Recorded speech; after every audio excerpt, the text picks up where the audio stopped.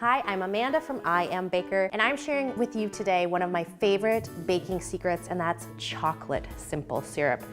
It's so good. This recipe comes together so quickly too, in the same amount of time that it would for a regular simple syrup, but this just happens to have the extra depth of flavor of chocolate.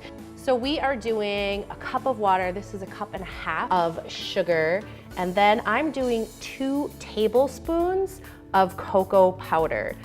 Once all of these ingredients come together, I'll give it a quick stir.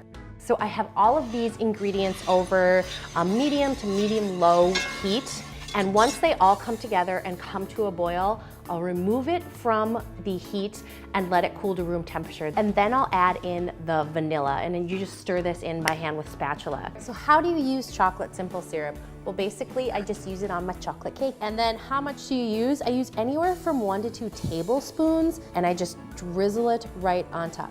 This chocolate simple syrup is so easy to make, so easy to use, and it's gonna take your cakes to next level baking. Trust me on this. If you would like a detailed recipe and instructions, stop by my blog. It's iambaker.net.